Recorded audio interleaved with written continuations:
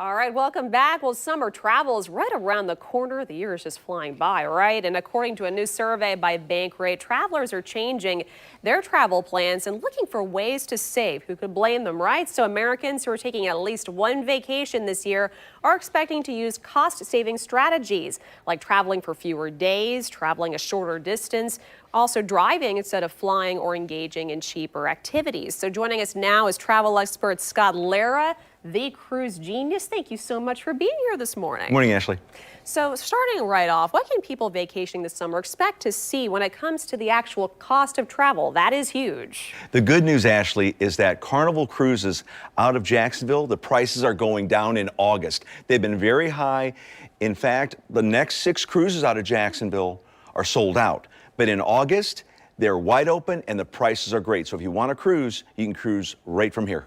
Love it. So a recent travel forecast showed that flight searches are up 25% for June through August travel compared to the same time last year. So one can only assume those flight searches are turning into air ticket purchases. So what can people again expect when it comes to avoiding travel nightmares at the airport? Well, the number one thing is get to the airport early.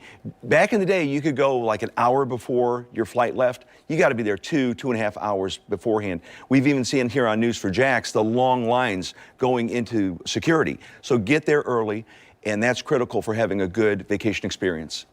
100%. You know, so last year the State Department actually issued a record. We're told 22 million passports, and we're learning that for 2023, it's actually on track to break that record. So with that in mind, what impact could that have on travelers? What should they expect? Well, with these passports, it's taking longer for them to get them back. People are sending them in, getting them expedited so they can get them back quicker. So that's making a huge impact on travel. You could say the word revenge travel. People, now that COVID is in the rearview mirror, people are wanting to travel if it's Cancun, Jamaica, Dominican Republic, or going on cruises. So it's making a huge impact on travel regarding passports. But I've got to say, if you look at your passport today, see if it needs to be renewed, get it off early to the State Department, and then make sure it's expedited so you can get it back quickly. I mean, that expiration date can really creep up on you, but you actually mentioned the next thing I was going to go to, COVID-19. So the non-U.S. travelers entering the country, as you probably learned, will no longer need to be fully vaccinated against COVID-19. So any insider thoughts about how that could impact travel? Well, if you're overseas, for example, a friend of mine did a transatlantic from New York overseas as the ship was relocating over there. And so he's got to get back. And so this thing with COVID, now you don't have to be tested, you don't have to get a portable test, which means people are going to be flying to the United States. So again, the airport's being busier. When you're going to pick up somebody at the airport, that line's going to be busier there. So again, these simple tips can be found on the cruisegenius.com, help out people immensely. And real quick, we have just about 45 seconds or left.